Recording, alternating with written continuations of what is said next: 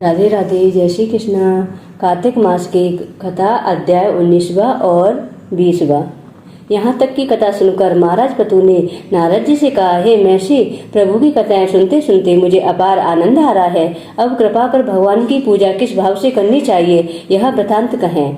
नारद जी बोले, हे महाराज पतु, भगवान तो भक्ति के भूखे हैं। इस संबंध में मैं तुम्हें एक पुरातन की कथा सुनाता हूँ, ध्यान पूर्वक सुनो। एक समय की बात है कि कांतिपुर नामक राज्य में चोल नामक एक राजा राज्य करता था। वह बड़ा ही धर्मात्मा एवं प्रजापालक था। उसके राज्य में समस्त प्रजा सुखी एवं संपन्न थी।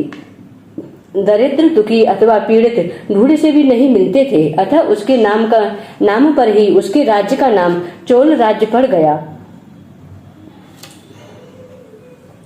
एक दिन राजा मंदिर में भगवान की मणि मुक्ताओं आदि से पूजा कर वहीं मंदिर में ही एक और जा बैठ गया। वह गर्वपूर्ण नजरों से देखता और सोचता कि मैंने मणि मुक्ताओं से भगवान की पूजा की है। ऐसी पूजा भला कौन कर सकता है। मेरे राज्य में मुझसे भगवान अवश्य ही प्रसन्न होंगे। इस प्रकार वह भगवान की प्रतिमा को निहार निहार कर प्रसन्न हो रहा था।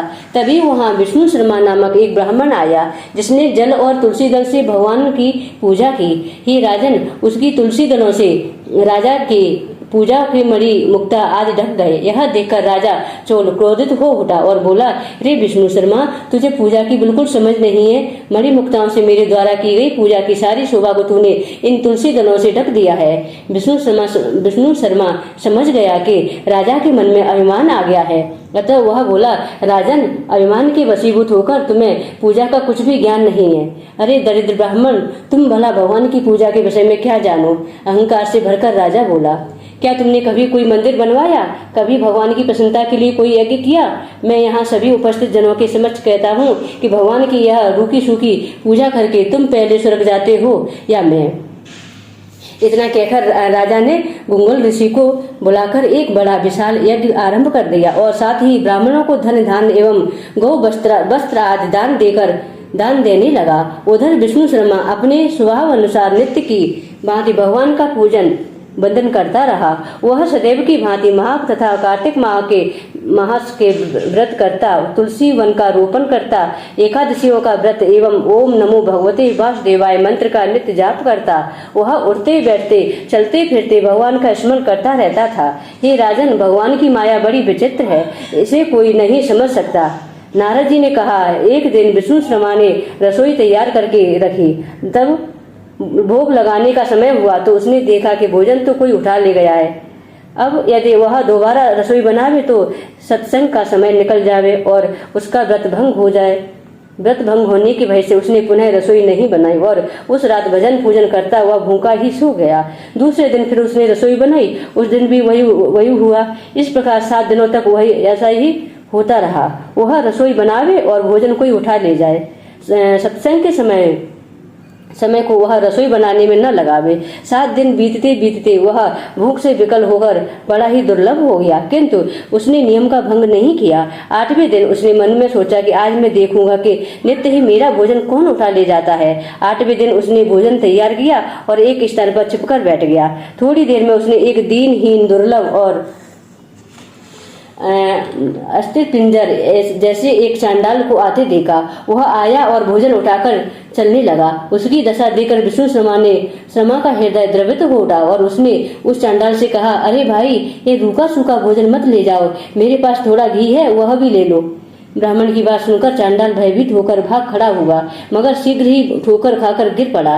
तब तक विष्णु शर्मा भी उसके समीप पहुंच गया और अपने गमछे से उस पर हवा करने लगा। थोड़ी देर बाद उसने देखा कि चांडाल की जगह शंख, चक्र, गधा, पद्म एवं वनमालाधारी भगवान विष्णु स्वयं वहां लेटे हुए हैं। उसी क्षण विष्णु शर्मा ने उनके चरणों में गिरकर नमस्कार किया। तभी रुद्रा आदि देवता भी वहां उपस्थित हो गए और वेद मंत्रों से उनका पूजन किया। तब भगवान विष्णु ने बड़े ही स्नेह से विष्णु शर्मा का आलिंगन किया और अपने दिव्य रथ पर बैठाकर अपने साथ वैकुंठ को ले गए। चोल राजा भी यह दृश्य देख रहा था। जब उसने देखा कि भगवान की विष्णु शर्मा पर ऐसी अनुकंपा हुई है तो वह बड़ा ही दुखी हुआ। यह बात उसके हृदय को कचवटने लगी कि उसका दान पुण्य सब व्यर्थ गया। उसने गुंगल ऋषि को बुलाकर दुखी स्वर में कहा, हे, यह सब क्या है। ऋषिवर, जिसके दोष के कारण मैंने इतने यज्ञ किए, इतने दान पुण्य किए, वह मेरी आंखों के समक्ष स्वयं भगवान विष्णु के लाए भगवान विष्णु के लाए वैकुंठ को जा रहा है और मैं यहाँ उपेक्षित पड़ा हूँ। क्या मेरी यज्ञ एवं दान पुण्य का सब व्यर्थ है? दान पुण्य सब व्यर्थ है।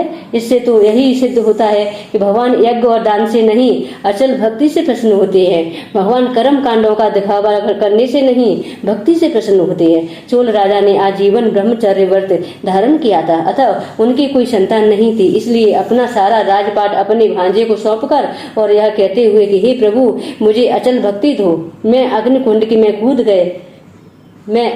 में कूद गए। यह देखकर गंगल ऋषि ने भी क्रोध के मारे अपनी शिखा उखाड़ फेंकी। तब भक्त वत्सल भगवान श्री विष्णु ने राजा के अग्निकुंड में से गिरते ही उसे अपने आलिंगन में ले लिया और अपने लोक को ले गए।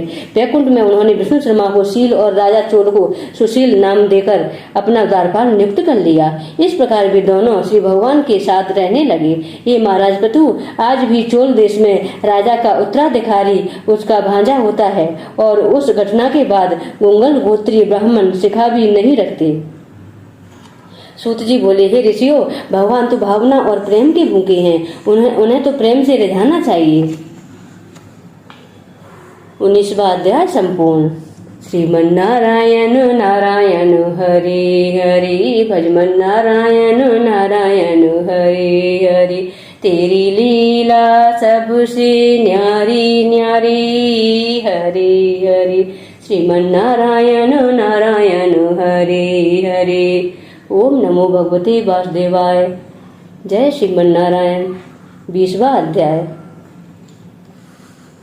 सूत जी बोले, हे ऋषिगणों, यहाँ तक की कथा सुनने के पश्चात महाराज पृथु ने नारद जी से पूछा, महर्षि, कार्तिक मास में दीपदान एवं मार्जन, मंदिर में झाड़ू लगाने का कार्य आदि का क्या महत्व है? ऐसे कार्य करने वाले श्रद्धालुओं को कैसा फल मिलता है? यह प्रश्न सुनकर नारद जी बोले, हे राजन, एक बार परम पिता ब्रह्मा जी से मैंने यही सवाल पूछा था। उन्होंने जो कुछ बताया वही सब मैं तुम्हें बताता हूँ, ध्यान पूर्वक सुनिए। यह कथा अत्यंत गोपनीय है।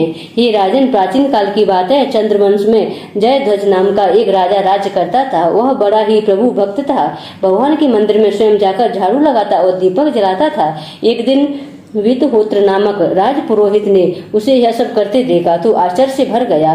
तब राजा के पास जाकर उसने पूछा, हे राजन, भगवान को प्रसन्न करने के लिए तो और भी बहुत से मार्ग हैं, परंतु आप स्वयं मंदिर में मार्जन और दीप जलाने क्यों इतना महत्व क्यों देते हो? तब राजा ने विनम्रता से हाथ जोड़कर कहा, इस संबंध में मैं आपको अपने पूर्व जन्म की एक अत्यंत विस्मयकारी घटना सुनाता हूँ। भगवत कृपा से वह घटना इस जन्म में भी मुझे याद है। हे राजपुरोहित जी, सत्ययुग में सुरोचित मनु के काल में वेद वेदांगों को जानने वाला एक ब्राह्मण था। वह बड़ा ही विद्वान था। जब भी खोटे कर्मों में लिप्त रहता था, उसके दुष्कर्मों के कारण ही उसके बंधु बांधवों ने उसका परित्याग कर दिया था।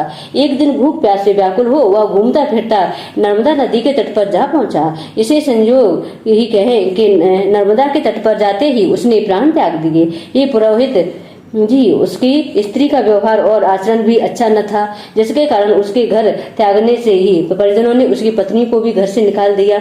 उस समय वह गर्भवती थी। समय आने पर उसने एक पुत्र को जन्म दिया। उसका नाम दंड केतु था।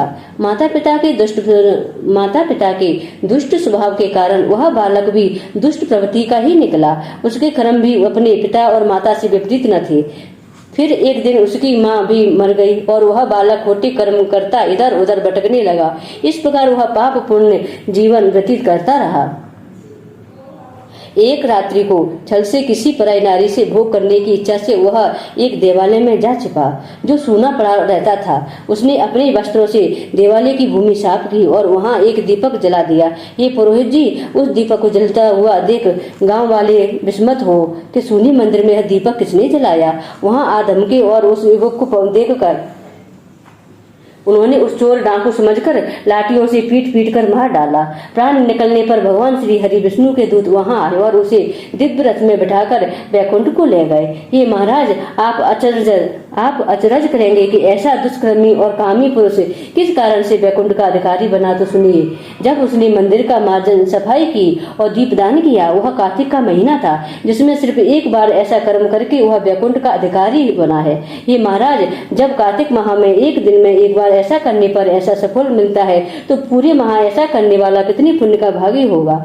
इसका वर्णन तो हजारों मुख वाले शेषनाग और स्वयं ब्रह्मा जी भी नहीं कर सकते। अपने उस पुण्य कार्य के फल स्वरूप उसने कई कल्पों तक स्वर्ग का सुख भोगा और उसके बाद चंद्रवंश में जयध्वज बनकर जन्मा और पृथ्वी पर भी राज सुख भोग रहा है।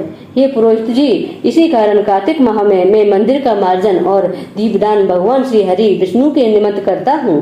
हे राजा पृथु, नारद जी बोले, यह तो था स्वयं दीप दान करने का फल।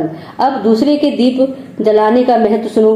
मनु वंश के प्रतापी राजा रेवत के पुत्र भद्रबुद्धि का एक पुत्र था जिसका नाम सुदर्शन था। अपने नाम की भांति ही सुदर्शन अत्यंत सुंदर और पराक्रमी था।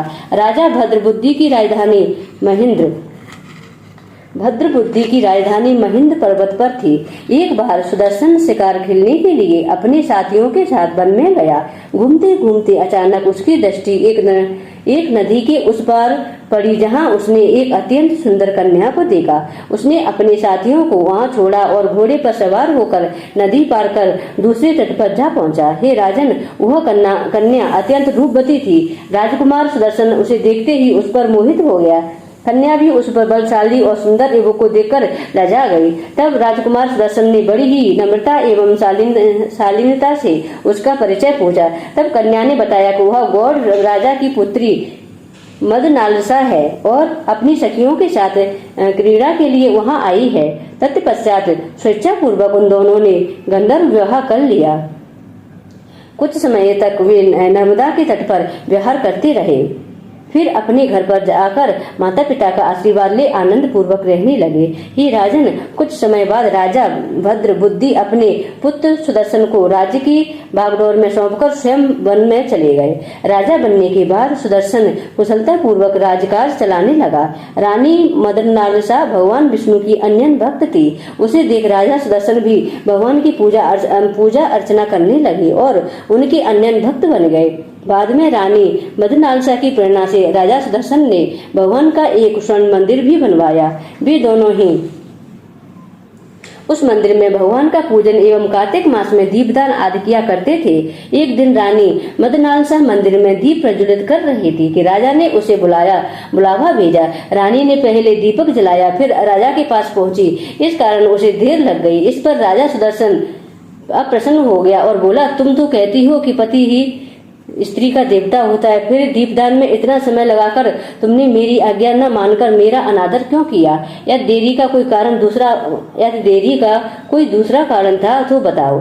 तब सती साध्वी मदनालसा ने बड़े ही स्नेह पूर्वक कहा, हे महाराज, मैं आपको दीपदान का महत्व बताती हूँ, आप ध्यान पूर्वक सुनिए। यह घटना मेरे पिछले जन्म की है, जो ईश्वर की कृपा से इस जन्म में भी मुझे याद है। ये स्वामी, पिछले जन्म में मैं एक चूहिया थी और गोदावरी नदी के तट पर एक मंदिर में रहती थी। एक दिन कार्तिक मास में किसी ने मंदिर में भगवान के निमित्त एक दीपक जलाया, जिसकी बत्ती छोटी थी। इस कारण वह दीपक बुझने को हो रहा था।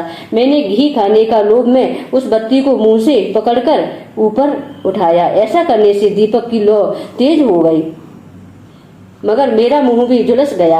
मुंह जलने की पीड़ा से मैं छटपटाने लगी और उसी छटपटाहट में मेरी मृत्यु हो गई, क्योंकि रात के समय भगवान के मंदिर में दीपक प्रज्वलित करते समय मेरी मृत्यु हुई थी। इस कारण भगवान विष्णु के दूत मुझे वैकुंठ ले गए। उसके बाद मेरा जन्म मदनालसा के रूप में हुआ है। हे स्वामी, यह रूप राशि आप जैसा योग्य